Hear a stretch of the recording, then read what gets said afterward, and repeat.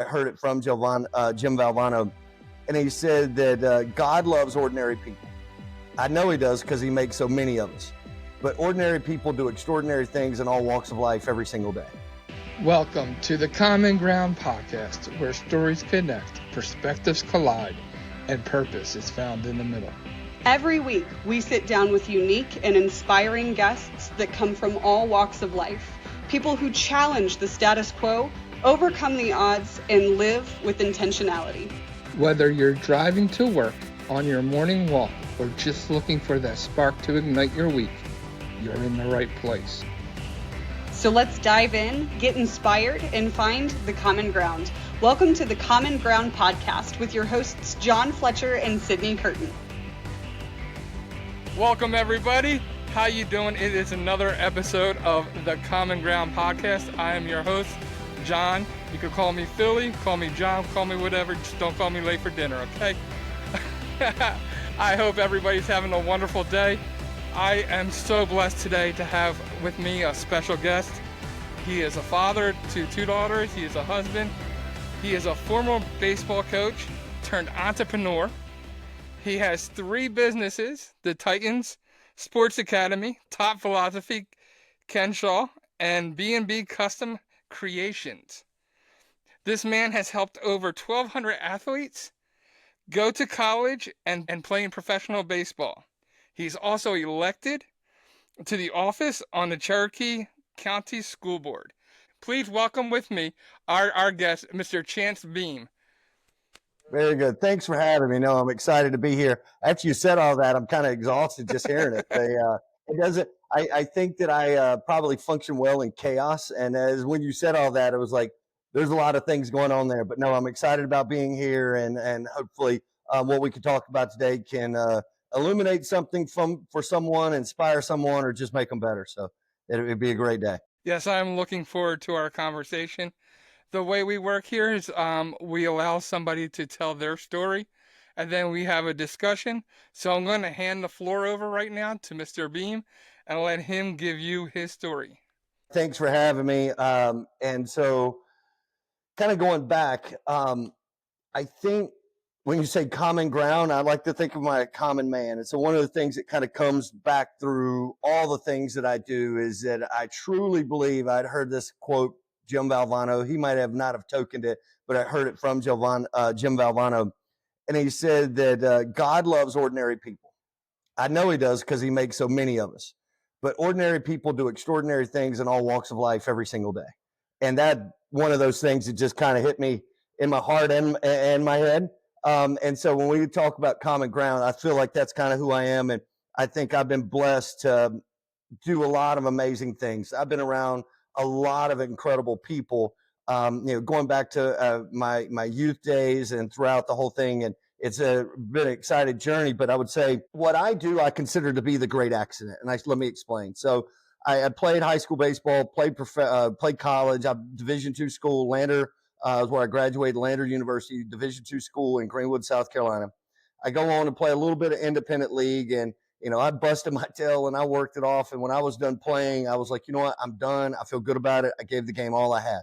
And so in my mind, I'd already spent my time in baseball, and it was time to go, to go do a professional job. And in my mind, go get a real job. So I moved back to Charlotte, North Carolina, where my family was at the time, kind of living in that area. And I'd got a regular job. I'd graduated from college, mortgage and banking, suit and tie every day. And man, I just went to work every day, and I felt like a fish out of water. Like, this is not me. This is not, but I knew that, I showed up on time. I stayed late. And when you're a salary job and you got your own little cubicle and you've been used to kind of coming and going, you just feel out of sorts. And I was like, well, maybe this is just being a young adult. You feel out of sorts. So through that, I had some people that were still in the baseball world, and I got back into college baseball. Very, very blessed, having to be at the right time. Randy Mazey, former coach at West Virginia up in your area. He was a pitching coach at University of Tennessee. So I'd known him from when I was younger, going to camps. He gets me a volunteer assistant job at University of Tennessee. So I go there. I get my master's degree that same year in 2001. Pretty nice year. We had 13 guys get drafted. We went to College World Series, finished third in the country. So just absolutely a magical year. So fast forward, I realized after that year, and as great as it was, I had 3 full-time offers after that year, and the highest paid offer that I had was $18,000 as a college pitching coach. I'm like, man, I can't live like this. I don't, in my mind, you start thinking, all right, I'm going to have a wife, I'm going to have a kid. I can't be 27, 28, 29 and be a junior college head coach. And not to those guys, they do a great job. I didn't feel like that was the right fit for me for whatever reason. I thought college coaching was going to be it. Got into it, exactly what I thought. And those guys are starving. And I don't mean proverbially, they are literally starving just because of the way salaries are. And at the very top, they're really good. Everybody else, not so good. So I fast forward. So I moved to Atlanta, meet my wife. I'm again doing mortgage and banking, and making great money. And so she was my girlfriend / fiance. We get married after we moved down.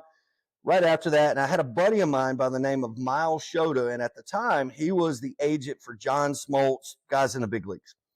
And he called me. This was probably in the fall 2003, spring 2003, right into that time. And he says, Chance, I got this team over at East Cobb Baseball here in Atlanta. Anybody in the travel baseball world, East Cobb Baseball has been around forever. It's like the mecca or the center of travel baseball. And me playing professionally, coaching college, he goes, hey, I got this kids team. I'll take care of all the parents. All you got to do is coach. And I made the comment that I look back now and laugh, because anytime you want to make God laugh, tell him your plans. And so I look back and I say, I don't want to coach kids baseball. Fast forward 22 years later, here we are, 2025. We have Titan Sports Academy. We have 34 teams. We've got 450 kids in the program. And from that start out, most people in 2003, when I kind of did this, I talked to my wife and I was like, hey, this guy wants me to coach like this travel ball team. And she was like, sure, okay. And God bless her. She was a perfect person for me, because I'm a business guy with a baseball problem. Right. And so a lot of people go and play golf. I hear people have boats, or they go on like travel or like big plans for the summer.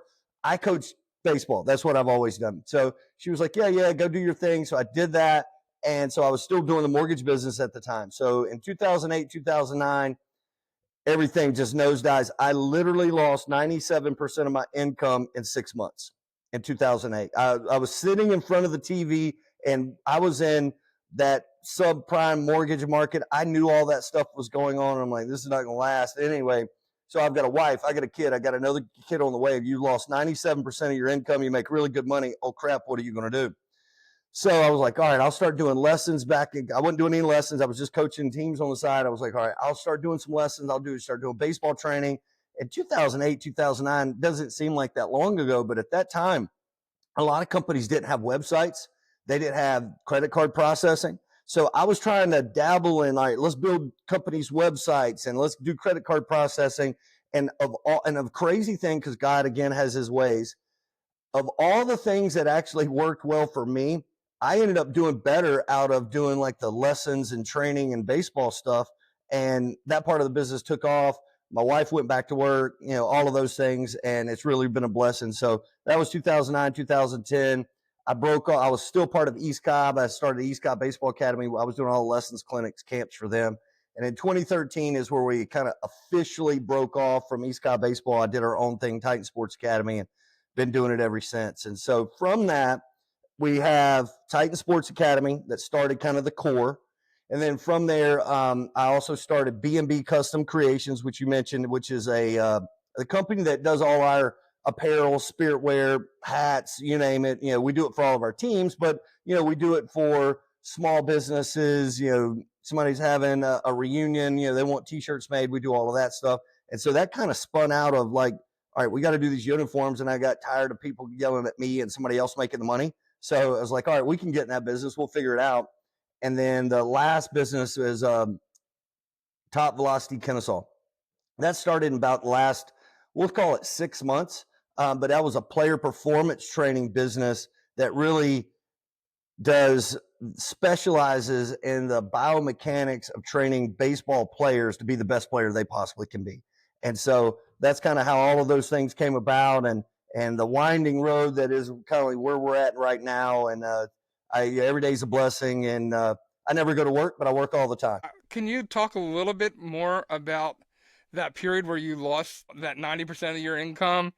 and you're making that decision to start these side businesses, how easy was it, with your relationship with your wife at that point? Was she totally on board? Was it something like you had to convince her of? What was that? Because I think a lot of guys could be in that same kind of position, and I think that could be really helpful to men to see your point of view. Absolutely. So I'll start with this. So it's like, I'm not a tattoo guy. I don't know if you see that. We'll see. It's 86,400. I don't know if the camera does it right or not, but that's the number of seconds in a day. And so that's like a core belief of who I am, and that I want to invest my time and not spend it. So going back to that time, I think everybody, the most important decision that you will make in your entire life, I truly believe this, is your spouse. That person will make you, it will break you. I've seen some of my friends that broke them because they didn't have great relationships, or from both sides. Not say one person's to blame. Have we been perfect in this whole scenario? Absolutely not. But I think one thing that I can attest for her, and hopefully she would say for me, is when things have really gotten bad, like it did in that time, we turn to each other to figure out the answers instead of looking outside. And so going back to that time, I just didn't, what I would tell anyone is, you hear people say, oh, mate, you got to jump. You do have to jump, but I don't jump off of a train unless I know I'm going to have a soft landing, if you will. And I'm going to plan for that soft landing. So to go back during that time, I lost 97% of my income in 6 months. I was in the mortgage business. I got another mortgage business job going down microeconomics during that time. And I can remember yesterday I had a long conversation with my wife, and we kind of sat down and said, we have to rethink our entire life. From, we can't adjust the ceiling. We got to talk about how much money we're going to make, because I was making tons of money in the mortgage business. So the ceiling had a huge adjustment. We had to talk about the floor. And when I mean floor, I'm talking about going out to eat, your basic expenses, things like that. And so we were on the same page with that. We had that hard conversation. And I would tell anybody, when you're going through a hard time, do not put off that hard conversation, because all you're going to do is just magnify it exponentially. But what we did is we had that hard conversation of, we got to look at the floor. We got to look at, our overhead, our house. She wasn't working at the time. God bless her. She went back to work, did incredibly well. And I have to brag on her for a second. She has since went back, got her master's degree. She works at a local hospital here. I shouldn't say local, large hospital here. She runs 6 different health parks. She does probably $250 million. And at that point in time, $250 million in gross sales is what she kind of manages. So it's a huge operation, 6 different places. So she's a heavyweight in her own regard. But at that point in time, she was staying home, because I was making really good money, being a great mother to our first daughter, Brooke. And so we had to have this conversation of, okay, how do we do this? And it was like, all right, and she was all on board. You're going to go back to work. I got to do all of these things. So I was working at a mortgage business because that was my trade at the time. At night, I was in sales. So I'll explain that a little bit. So I was in sales. I would go make my sales calls. Between my sales calls, anytime I went past a business, I would just walk in and say, hey, do you have a website? Who does your credit card processing? And then I would do that as I made my mortgage sales calls. I was out kind of making my own sales calls for this other side businesses, whether websites or merchant services. And then so I would make my sales calls, get done about 3. Then I would do lessons from like 3 to 9 at night. Then I would stay up till like 1 or 2 in the morning, because I had a company in India that built our websites, and the guy that I work with, he worked late, the credit card processing. And I did that all day long, every day, 7 days a week, literally for probably 6 or 7 months, until I got to a place where what she did and these could start to support its own. And then I could take a natural stepping off point. I think a lot of people say, all right, well, I want to be an entrepreneur. What they don't think about or don't realize, when you jump into that, you have to have the pride of a fat baby. Meaning, if you had to stand in the middle of the interstate and hand out cards because it was bumper to bumper traffic and people can't go anywhere, you have to have that little of pride that you're willing to be, hey, you're an idiot, go kick rocks, all of those kind of things. You just cannot afford to be like, oh, that's beneath me. Oh, I'm not willing to do that. Because when you're starting a new business, there is nothing beneath you. And so to this day, I'll still take out trash, and I have amazing staff. But there's times that I'll grab things and do it. Why? Because it's not beneath me. It's just things that have to get done. But I would tell you, anybody that's starting into it, a couple things is that it's going to take you way longer than you ever anticipate or think it's going to. What you want is going to be hidden behind what you're willing to give up. I'm going to say that again. What you want is going to be hidden behind what you're not or willing to give up. So if you are not willing to give up time, money, pride, whatever, a house, cars, nice things, if you're not willing to give up, that will be your barrier to success. If you are willing to give up those things, then you are going to be able to find those things, because you, again, have the pride of a fat baby. There is nothing off the table that's going to keep me from being successful. Time, energy, effort, all my resources go into this thing, and I'm 100% on board. And so the other thing I would say is that what a lot of people do is, and I talk about one of the things, one of the most influential, there's 2 books, and I'll talk about them later, but the most influential books I can tell any entrepreneur to do is listen to the book Good to Great. Jim Collins' book, Good to Great. It's an older book, 15, 20 years ago. I can't remember exactly when it came out. But the book Good to Great, they talk about the thing that I took from that is that all of those companies, and I won't go into the background of the book Good to Great, outstanding book, but there was a core principle that they call the hedgehog concept. And what a hedgehog concept is, a hedgehog does nothing but kind of eat and protect itself. That's all it does. And so if it's attacked by a fox, by whomever, it rolls up into a ball, and these porcupines kind of stick out, and you can't get it. It protects itself, so nothing's going to eat it. You have to figure out what your hedgehog concept is for your business, and you cannot be willing to move that. You have to be pig-headed. You have to be, you've got to put your flag in the ground. And so before you do that, you better make sure that your hedgehog concept is everything that you stand for. So for example, I use baseball as a vehicle to teach life. That's it. And so we talk about our core concepts are accountability, responsibility, effort, attitude, and integrity. Those are our 5 core principles that we hire on that, we fire on that, we add teams, we add coaches, we talk about that. In our facility upstairs, we have 5 cages. Those are the names of our 5 cages: accountability, responsibility, attitude, effort, and integrity. Say them like, with my eyes closed, but since day one, since we started, that has 100% been our hedgehog concept. So during COVID, you talk about a dramatic time. I know you guys in the Northeast had it way, way worse than we did here in Georgia, but we had, at the time, we didn't realize it was only going to be 30 days. We had about 30 days where everything was shut down. A lot of places had a lot worse. We were very blessed. During that time, I looked at my staff after they shut everything down and said, guys, I've got about 60 days of cash flow.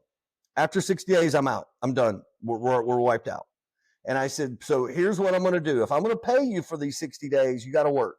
So what we're going to do is, again, with that accountability, responsibility, attitude, effort, and integrity, that's our core mantra. And if we're really here to teach our kids, what we did was, during that moment, we did social media, and all my staff members had to do 1 video a day.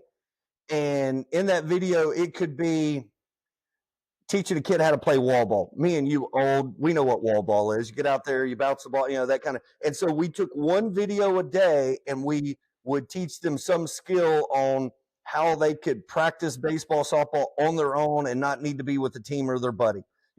Pick up rocks and hit them.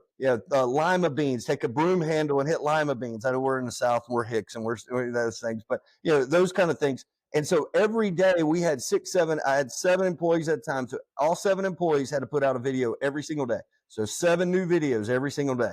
And after that, we doubled in size. And I truly believe, because when everybody else, when shots were being fired and it got really, really crazy, we kept the main thing, and we stayed true to our core values. And so in turn, the market, I guess, responded in a positive way to that, and we showed people who we are. So going back to the mere inception is, just because something's your hobby Doesn't mean that's something that you should do. It has to be something that resonates with you to a deep core understanding of what you're trying to do, because it goes way past just, hey, I like baseball. It goes way past, I like being an entrepreneur.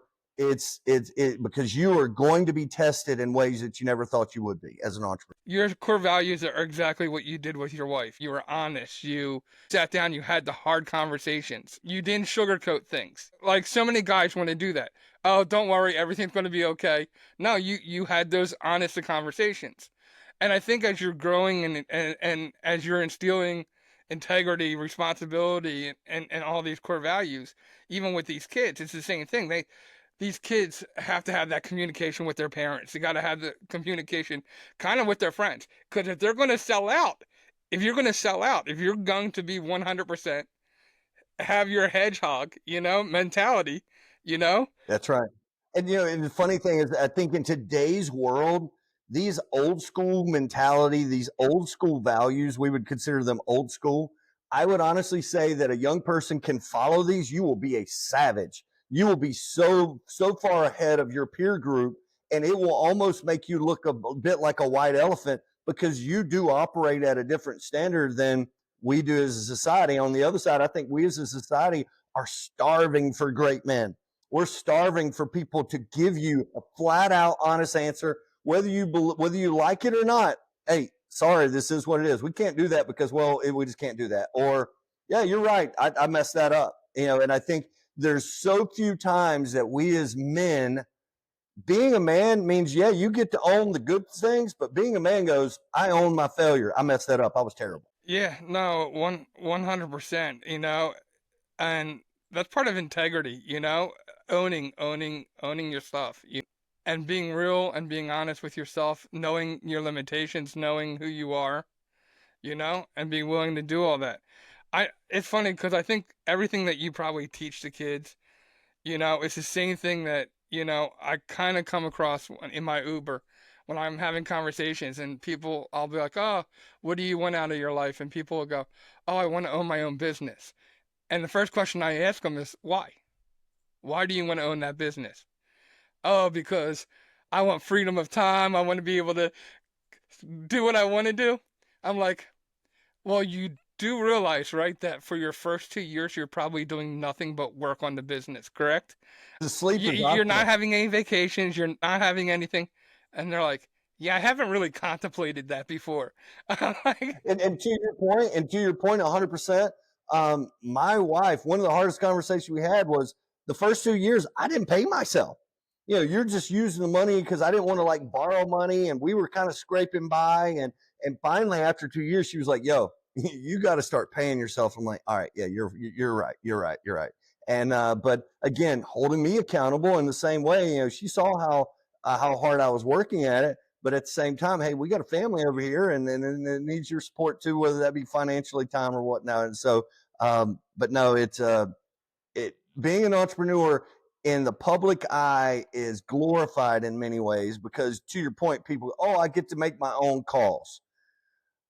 There's the quote, the man in the arena, and that whole thing of, your blood, sweat, tired, and you're standing there alone. As an entrepreneur, you really feel like you're standing in a stadium with all these people around you, and you're in the center of the stadium. You're all along, and you're, not knowing what the right choice is, knowing you have to make a choice, but not knowing what those are. And so, but yeah, it could be a very lonely game. It could be very difficult, but man, how incredibly rewarding. oh, 100%. I totally agree with you. Did you see that same kind of mentality though? When your kids first come to you, they think that being a college athlete or a pro athlete is going to be easy, and they haven't realized that it's the same dedication that you have to do to like being an entrepreneur. You really have to do to being an elite athlete if that is your goal. Absolutely. Absolutely. And, when you talk about elite athletes, whether that be at the high school level, travel level, college, professional level, everybody is trying. Everybody works hard. Everybody is talented. So then what's going to set you apart? And so it's that perseverance. It's that, getting yourself and dusting yourself off for after you've just completely failed. You've made yourself look like a moron. And all right back to work that we go. And that ability to quickly recover from failure and to continue on, starting again, maybe more educated than maybe we were the first time, but that, is that opportunity of looking at your perspective of failure and how you treat failure and how you perceive failure. I personally think really dictates people's ability to continue to stay down that road. I made this comment, to our players, and I think it applies in all walks of life. The road to success is littered with the carcasses of dead dreams of people that were not hard-headed enough to continue down this road. And the further you get down that road, there'll be less and less traffic. And I think that really kind of just says it all, whether that be athletics, whether that be entrepreneur, whatever the case may be. I think that really kind of lays it out in a way that you keep going. There's going to be less people around you, but it starts to feel lonely. But man, that road is winding and it starts to get steeper and steeper. Yeah, I think baseball, particularly baseball, is a great demonstration of failure.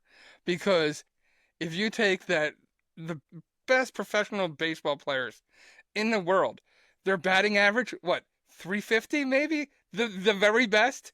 That means 7 out of 10 times that they swing at the ball, they miss or get out. Absolutely.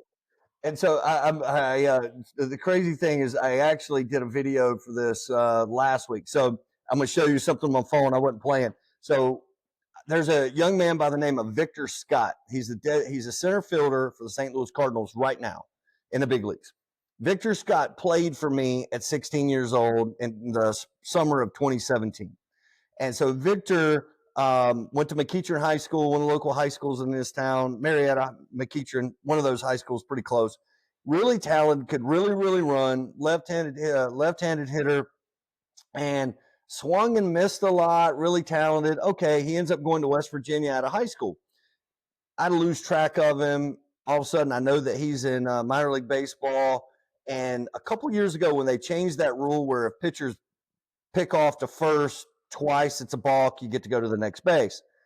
They always, when they make those big league changes, they actually do them in minor leagues the year before to kind of test them out to see if they're going to work out the way that they wanted them to. That year in minor league baseball, Victor Scott stole 95 bases. The next year, he got pulled up to big leagues, and obviously he's been a big leaguer the last couple of years. Incredible young man, very, very proud of him for all the work. But what I wanted to show you was this. I don't know if we could see it with the camera or whatnot. Let me see if – anyway, this is the game changer from my 2017.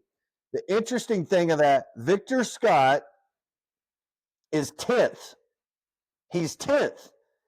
Currently a big leaguer, and he had the 10th highest batting average on a travel team in 2017.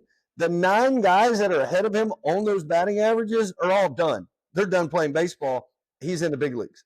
So my point of saying that is that all the heroes and champions in life have not already been chosen, and you're not it. That's a fallacy. I refute that. So that's a great example of what you're talking about.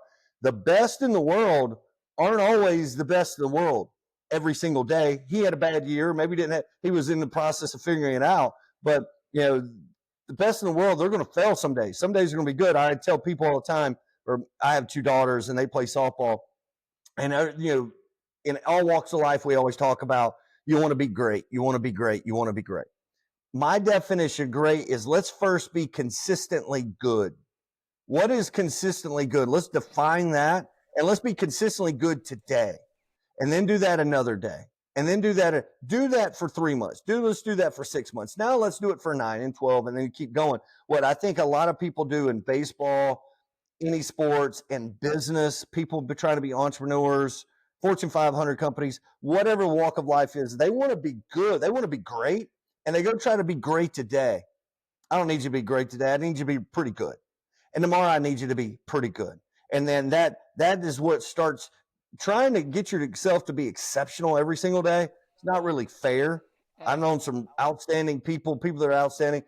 They're really, really good every day. They have some great days. They have some bad days, but they're really good or great because they're consistently good at what they do in all walks of life. What does it mean to you, or how do you even define like one of your students as a success, and what constitutes like a failure for you? I think it's a great question. And I think people get so caught up in placing the word success on what other people's idea of success are. So, for example, in our academy, we have a wall of fame. And on that wall of fame, anybody that plays college baseball is on that wall. We've got first rounders. I got 7 guys in the big leagues right now.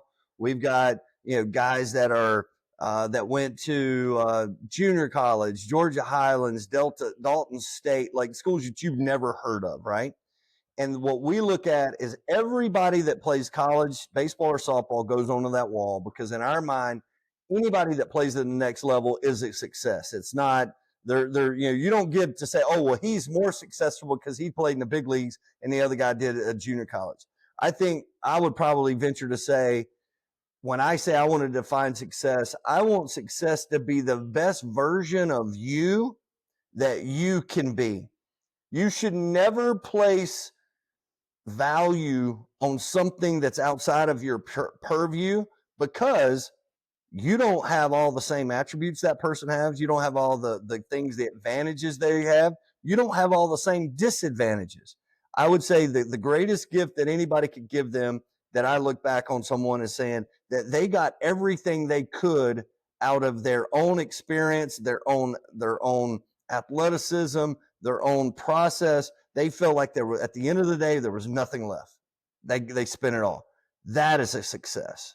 On the other side, I would say, what is a failure? What is the places that you look back? And I think in all walks of life, we look back and say, man, I could have been better at that, is where I look back and I regret something because I didn't give it my all. I didn't give it my 100% intensity, focus, determination, will, my talents, resources, whatever the case may be. And then you failed, and then you'll look back, then you have regrets. Like, we all dreamed at one time as a little kid of being in the NBA, NFL, Major League Baseball.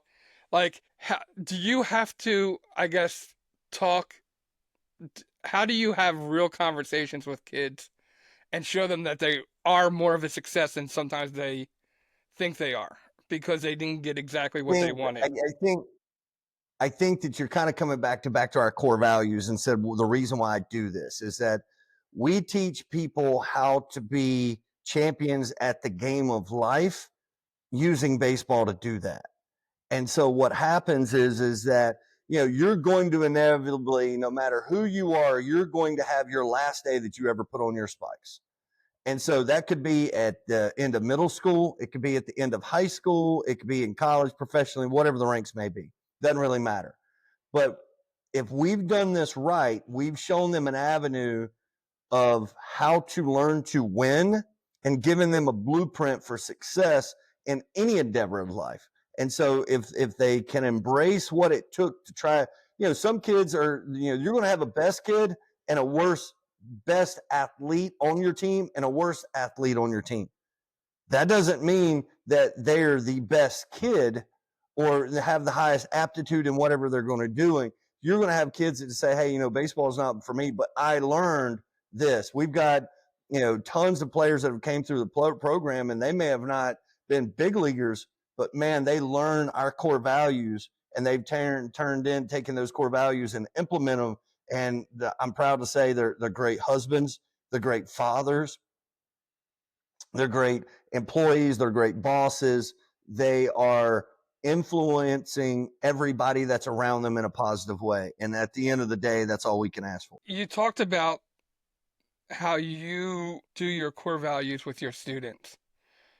My question for you is, what about the parents? Because you're training these kids, right, with these core values, right? But they have parents who are paying for this and have maybe different expectations, and they're not going through your training. Do you actually have a training for adults on expectations, how to how to support their kids as they're trying to do stuff, lessons, being there and teaching them the kind of values that you're teaching their kids. Because some of these adults don't have those values.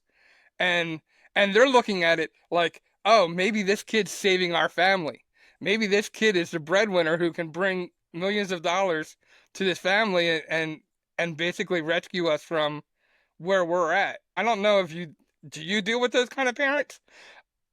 Yeah, I mean, we've been very blessed to have people. I think the interesting thing is I've been doing it long enough that you end up attracting people that kind of know what you're about. Like minds kind of attract like minds. So we've been doing this for 20 some odd years. And so our core principles, accountability, responsibility, attitude, effort, and integrity, those are kind of on the front steps for us. But to your point, is it's kind of like when you say, I want to train my dog.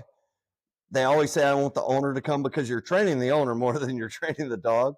And so, in our world, what we do is we have when we start our physical year, so we have tryouts in the summertime. And then in August is kind of like the start of our physical year, August to July 31st. That's the way travel baseball works. And so in August, we typically have a lot of like town hall meetings, and we bring in the parents and I speak to them.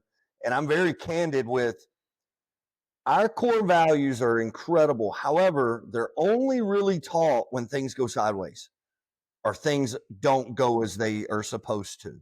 And it's really hard to teach somebody to be accountable without having to hold them accountable, right? It's really tough to teach somebody about responsibility when you did not illustrate their responsibility, their ability to respond. It's easy to talk about integrity.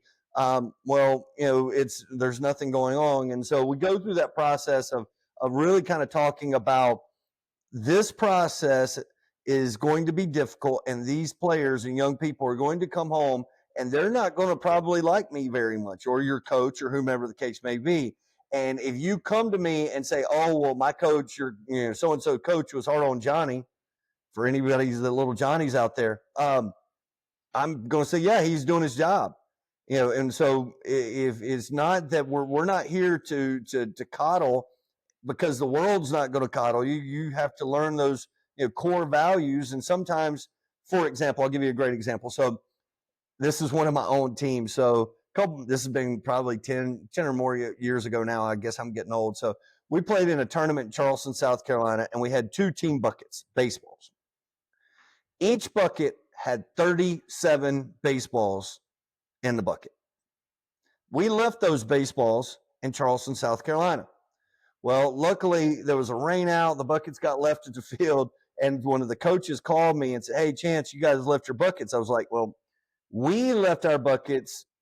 That's correct. I will come back and get our buckets. So I go back and get the buckets. 37 times 2 is 74. So the next practice, it was like on a Monday or Tuesday, that I went by on my way home, got the buckets, and brought them back to Atlanta. So the next practice, we had to do 74 different things to earn every baseball bat. Because now this team doesn't own the balls. You left them in Charleston. I was lucky enough to go get them. Now we're going to earn every baseball bat. So needless to say, there was a lot of people that learned about accountability and responsibility that day, and we never had to worry about losing baseballs with that particular group ever again.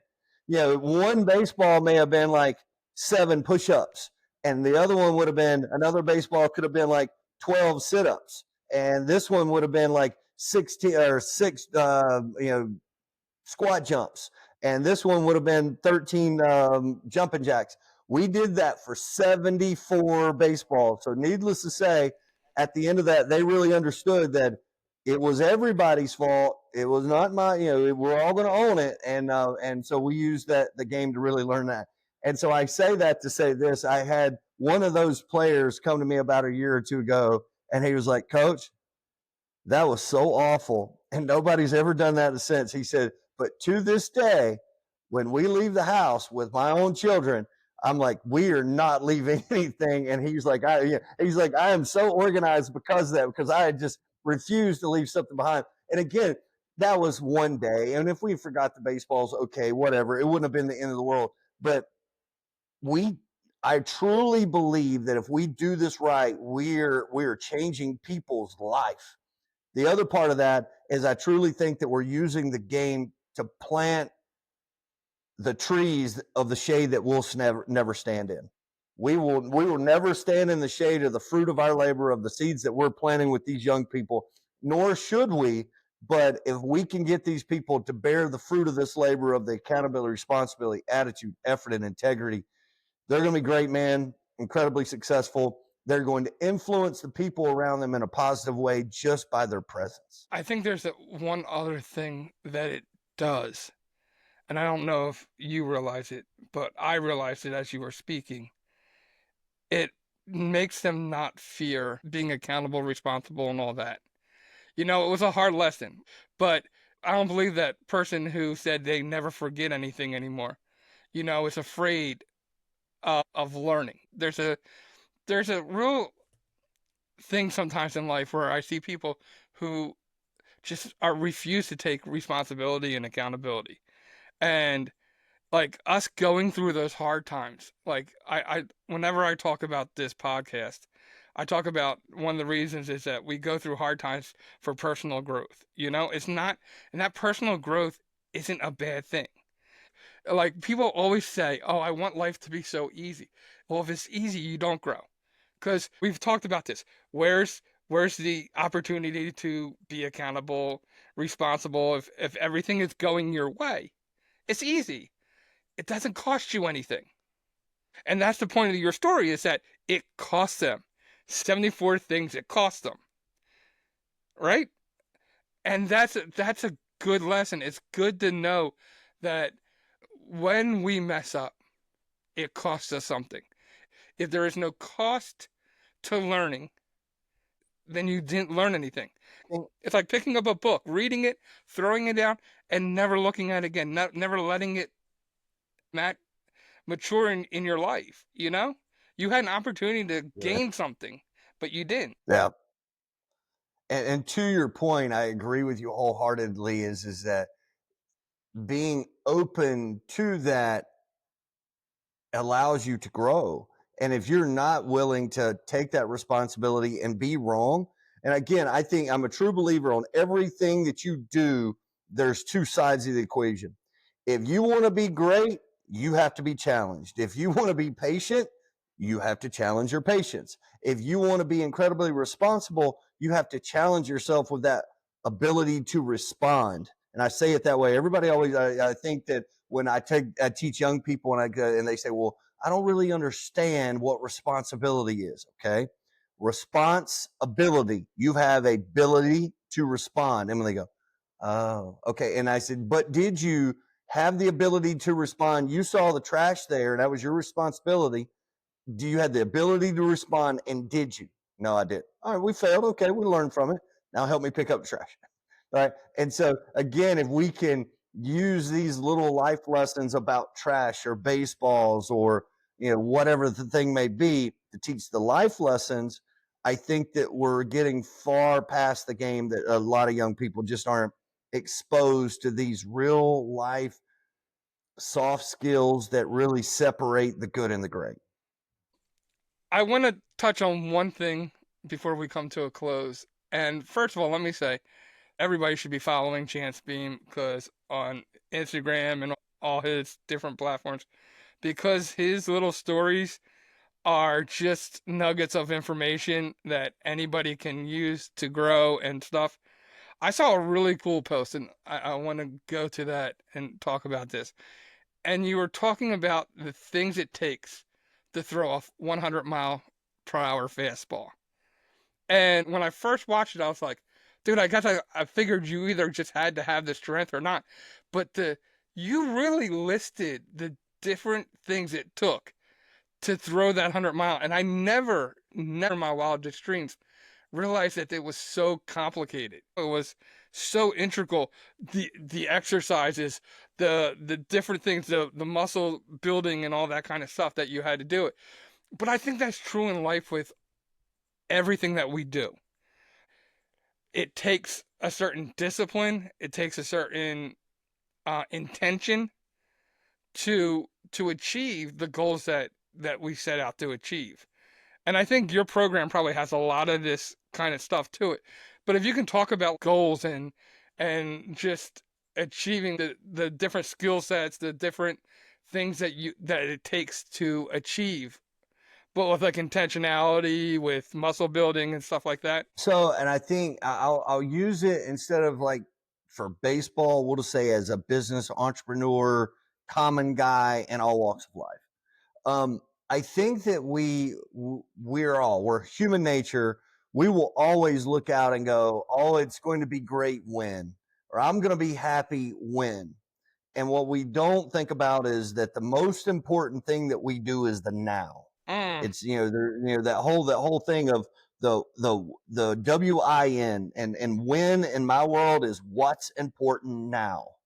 And what ends up happening, kind of like we said earlier, is that being consistently good. All right, so let's talk about what does being consistently good means. If you want to be successful at throwing 100 miles an hour, there is no silver bullet. You want to be an entrepreneur. You're not going to wake up one day and go, I had the idea and the heavens open and people just rain money down. That doesn't happen. That doesn't happen.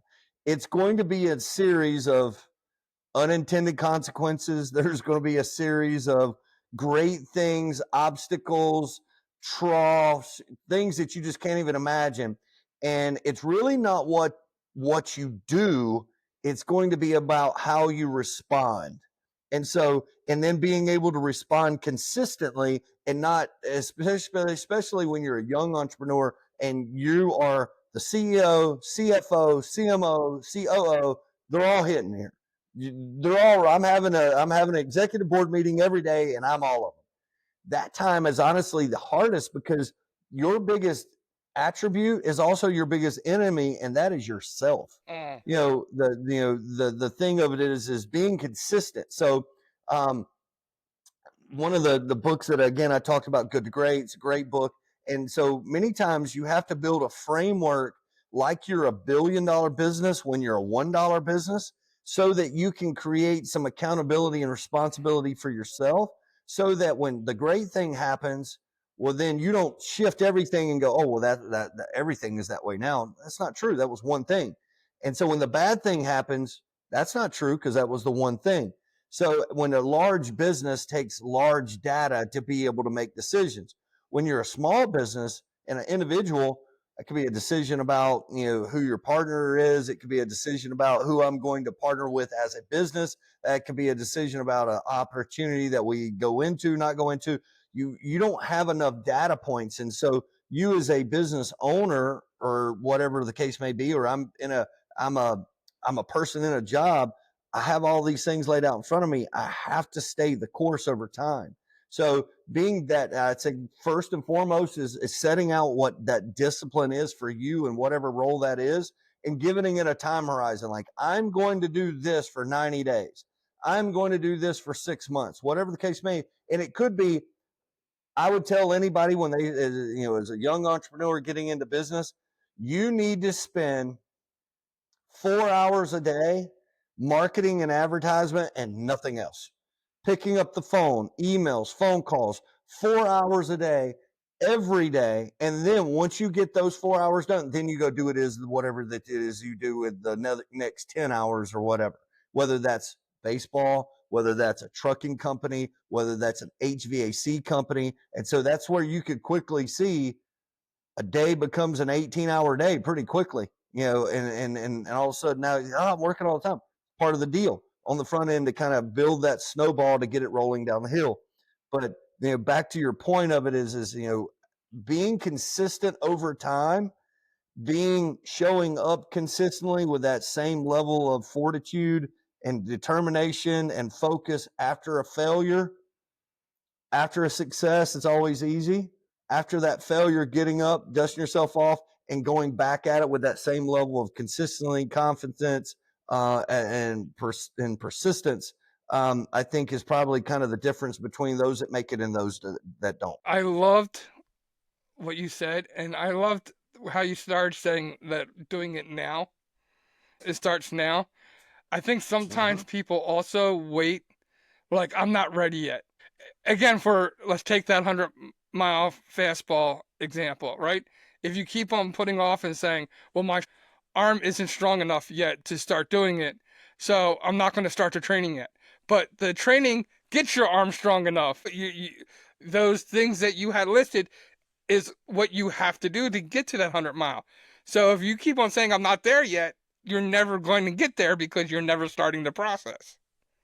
That's right. And so I think if you look at our banner that we have on that video, I know which one you were talking about, that has 100 mile an hour. We partner with Top Velocity, and that's their core principles and all the measurements they have. They've shown us through science that says that they got to throw 100 miles an hour.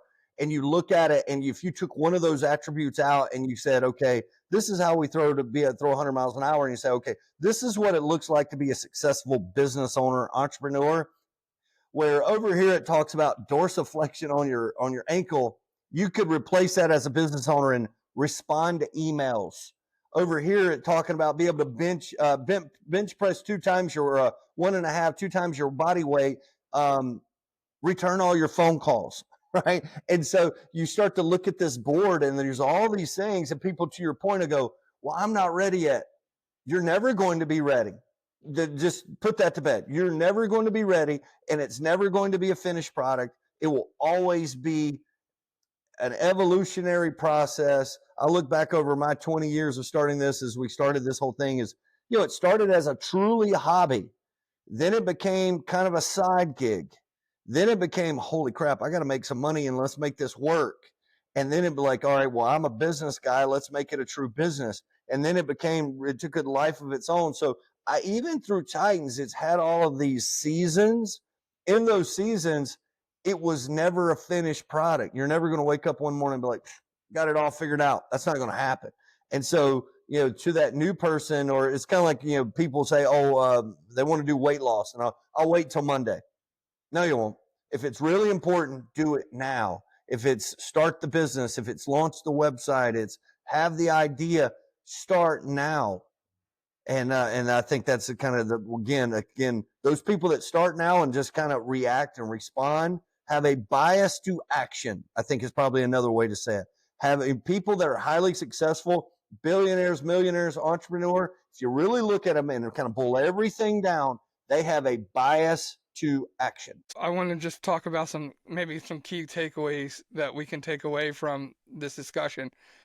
But I kind of feel like this conversation today, we talked about that if you're in a relationship, then it's a partnership, and you do have to communicate, whether doing entrepreneurship, whatever it is going to have an effect on somebody else. You have to communicate, have those hard discussions. They need to be on board, because if they're not on board and going in the same direction with you, you're never going to be successful. But also that the core values are really important to getting your entrepreneur, your business in the right direction. You got to have intentionality. You got to have consistency. You got to be responsible, got to be accountable. So there are some of the key takeaways, I think, that are true in life in general, whether you're starting a business, whether you're just trying to live life and be a responsible human being. And to have that hedgehog mentality. I love that you threw the little Jalen Hurts. You got keeping the thing the thing. Isn't that what you said? That's right. Keeping the thing the thing. Threw a little Jalen Hurts in there for me. And just being intentional, like you were just finishing up with, and be in the moment and get it going.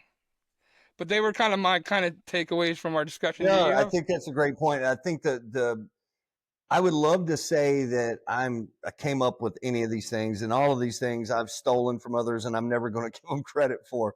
But I would say, you look at a guy like Dr. Jordan Peterson. He's got the rules. I think it's like 7 rules for life, and one of the things that I'd kind of taken away from that, and I've seen play out in my own life over the course of time, is that as a individual, if you have that partner, and you don't have that hard conversation, then you are magnifying, and that problem or that issue is going to grow exponentially 2, 3, 4 times.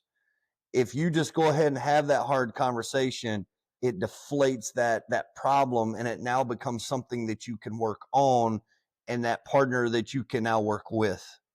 And I think that's I'd say that's with our relationships. That's with our partners, maybe with our business. That's with the people we work with. I'm very careful to say I work with my staff. They don't work for me. I think many times I want to feel like I work for them.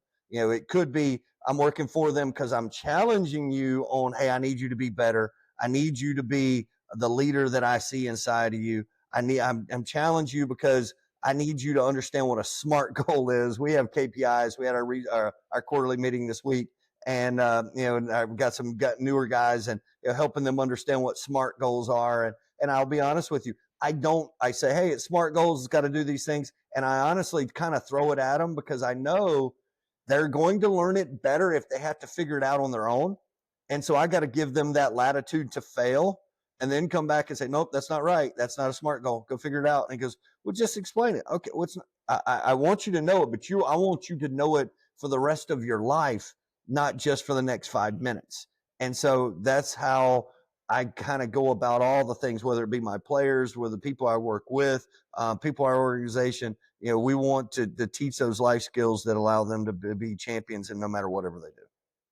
Thank you. I think that is a great synopsis of again what we talked about. Also, what I like to do with each of my guests is, as we end our episode, to give the same 5 questions. And so I'm going to ask you a series of 5 questions for you to answer a little off of the topic that we were talking about.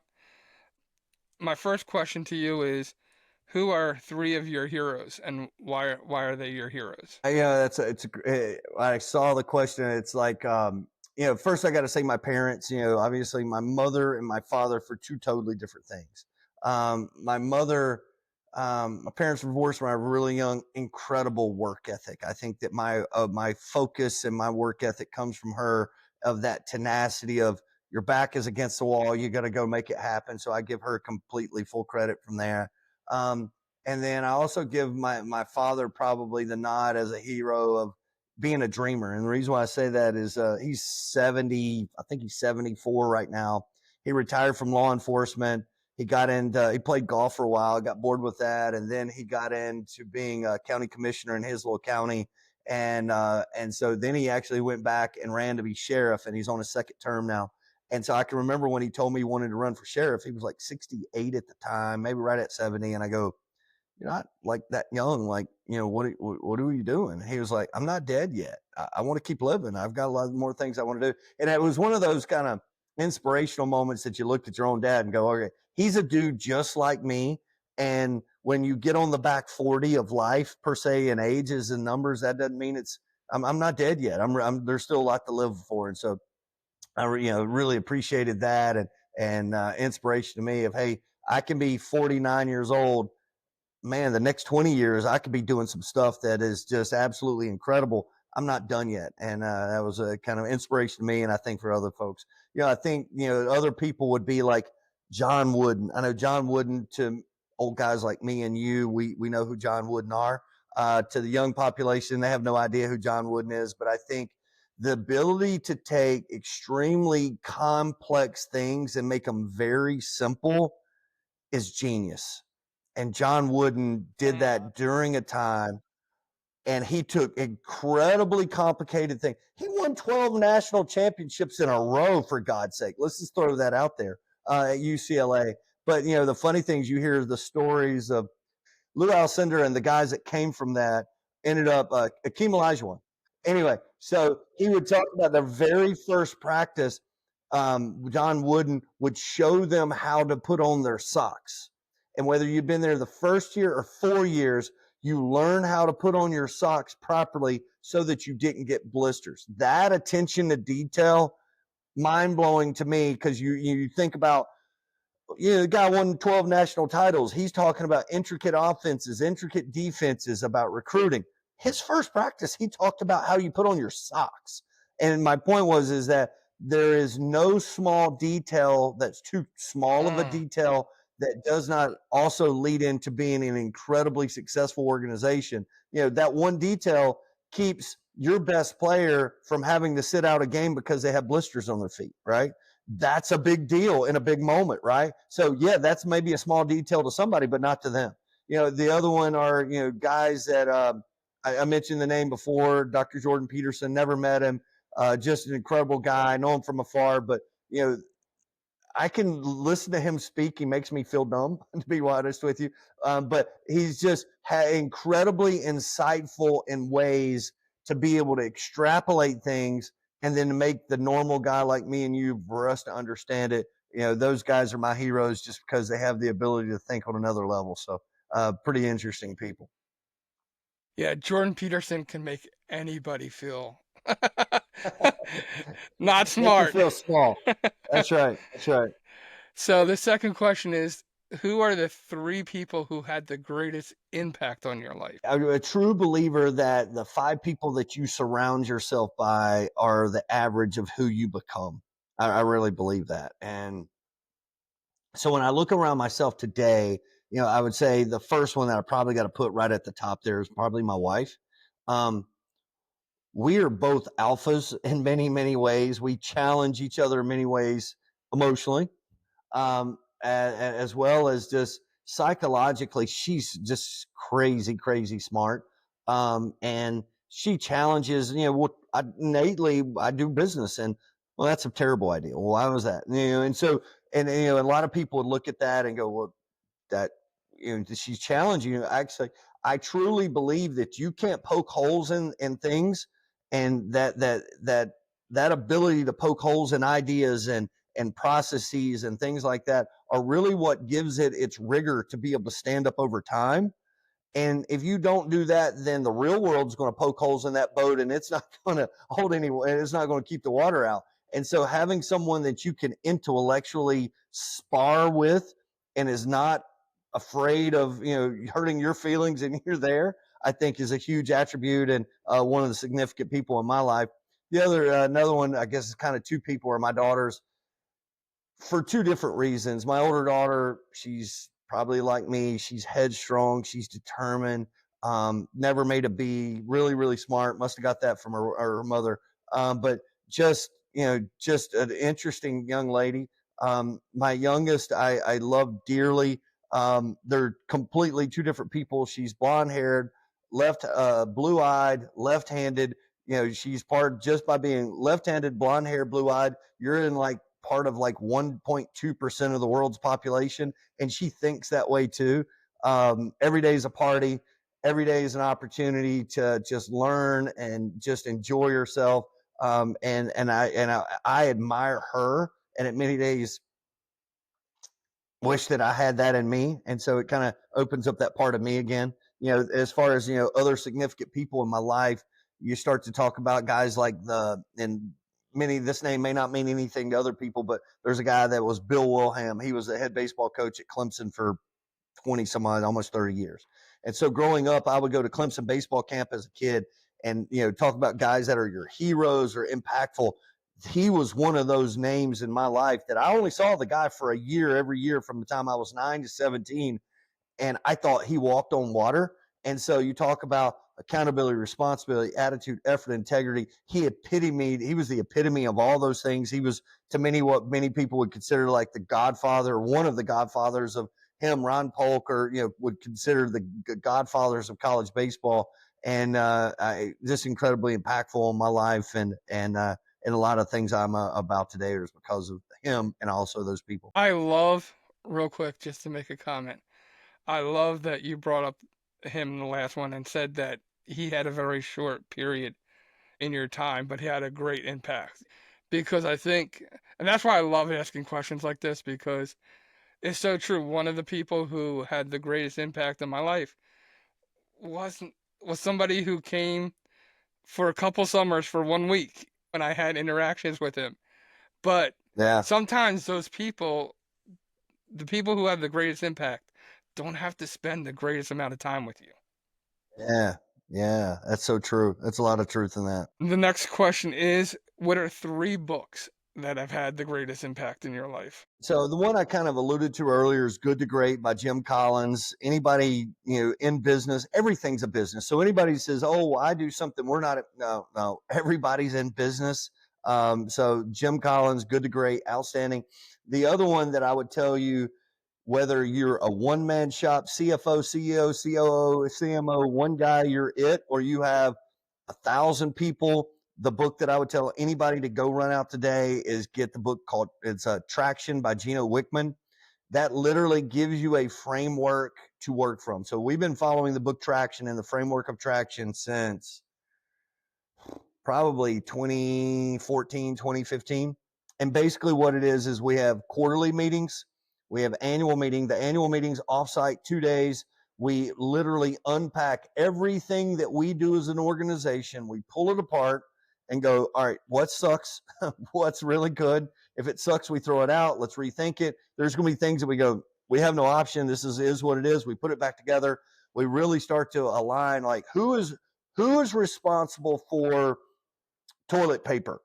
Like who's responsible for this? Every job responsibility, our entire organization, we pull it apart. We do that. We come up with a 1-year plan, 3-year plan, 5-year plan. All of that, the basis of that is in the book Traction. The other one I would say that kind of a mental toughness is Can't Hurt Me by David Goggins. It's not for the faint of heart. When you read that book, if you know anything about David Goggins, he's intense.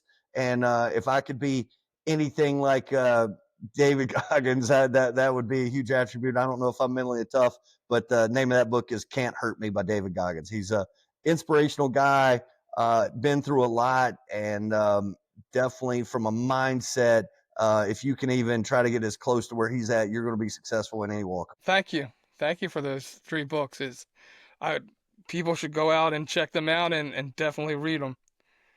The next one is 3 motivational quotes, sayings, verses that are things that you live by. I think I've had my players for a long time say that that I'm like the captain of the one-liner, and I think one of the things I said earlier I think is true with where I'm at in life, whether that be through politics of being on Cherokee County School Board, whether that be in our businesses, it's, my core principles there is I want to win, lead, and leave a legacy in everything that I do. So I would say the first thing I would say is the quote there would be, I want to plant trees that I'll never stand in the shade of. I think is a big one that I kind of live by. The other one is, that we talked about earlier, is 86,400. That's just a number.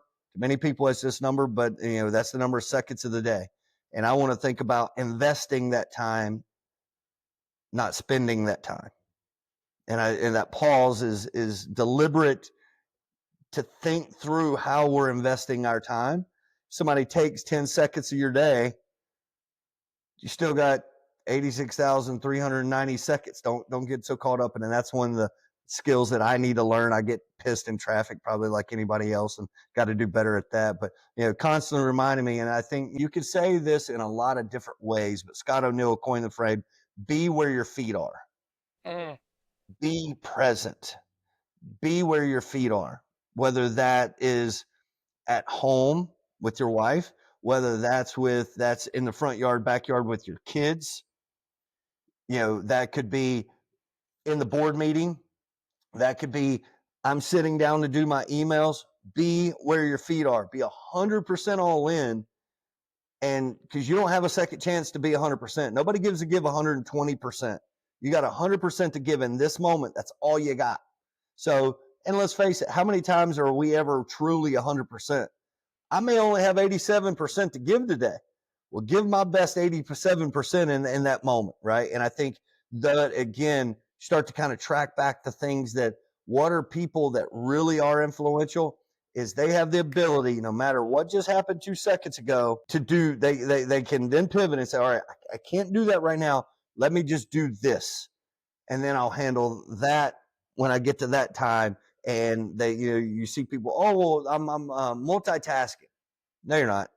You're stretched a mile wide and an inch thick, right? Focus on what's important now. Be where your feet are, I think, is a huge life lesson. And again, one that I struggle with as well. And then the final one is 3 people, living or dead, who you would love to have a conversation or beer with, I think that's it's a great question, and because you start to go like, in all of time, I'm so insignificant, right? And so one guys that I would love to sit down and have a beer with is like Nick Saban. Like I think that I admire that guy. You're a Jalen Hurts guy, but like he has. Let's face it, guys that are elite in whatever they do, they're not normal. Like that dude's not normal. He's not your normal dude. He's probably kind of dialed back a little bit now that he's not at Alabama anymore. But you start to look at. He talked about you got the pain of if you want to be great at anything, you have the pain of discipline, doing what you're supposed to do, when you're supposed to do it, how you're supposed to do it, or you will have the pain of disappointment.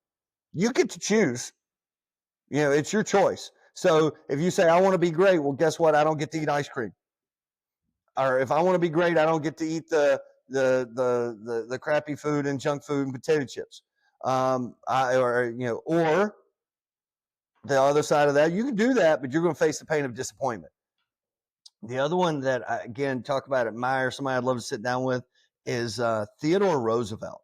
He would be like, again, talk about somebody you'd like to sit down and have a beer with, speak softly, carry a big stick, kind of coined that phrase. He talk about being like of a different generation, but having such vision.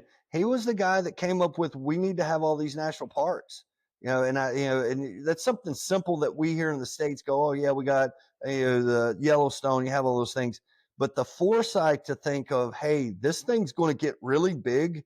We need to reserve and preserve some of these things that everybody needs to be able to see. Again, that kind of foresight, an interesting individual.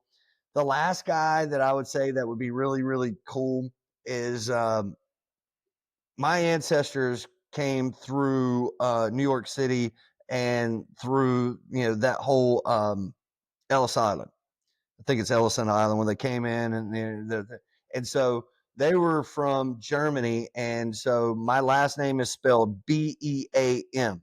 Well, their names when they got off the boat was Baum, Behm. When he wrote it down, he wrote the H's and the N's were kind of pointed together like this. And so it ended up becoming an A. So Beam, his actual name when he came over was Behm. So I'd love to sit down with that guy and now be able to see, all right, you're coming on this boat. Talk about somebody that's aspirational.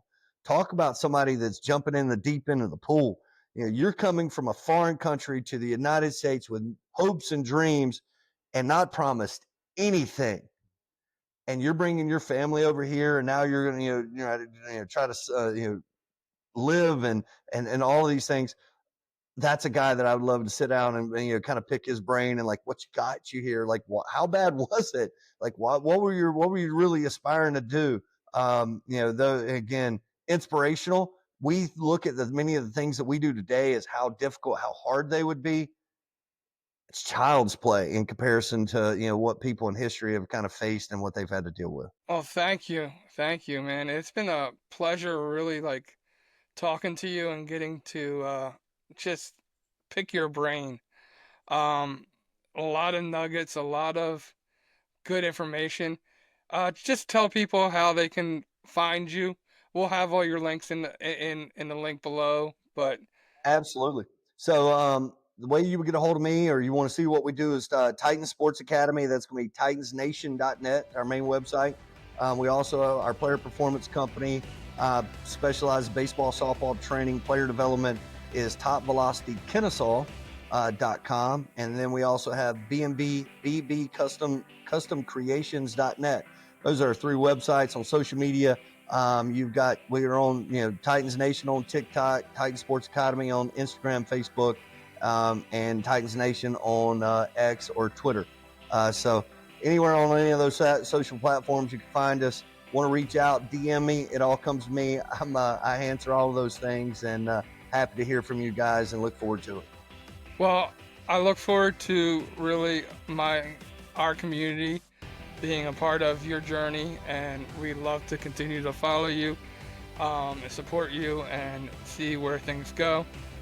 As far as else, I just want to say, remember, when we take the time to hear someone's story, it gives us the opportunity to find common ground. Thank you again, Chance, for being our guest today. It has been my pleasure to be your host today. and you are listening to the Common Ground Podcast. Thank you, and have a good night. And that's it for today's episode of the Common Ground Podcast. We hope you're leaving with a little more perspective, a little more purpose, and a whole lot more inspiration. So thank you for joining us today. We appreciate it. Thank you to our special guest, and thank you to mobygratis.com for providing our intro and outro music. If today's conversation moved you, encouraged you, or challenged you in any way, don't keep it to yourself. Share it, rate it, leave us a review. Your support helps us reach more people who need to find their own common ground. So for John Fletcher and Sydney Curtin, we'll see you right here next week, same time, same place on the Common Ground Podcast. Make it a great week.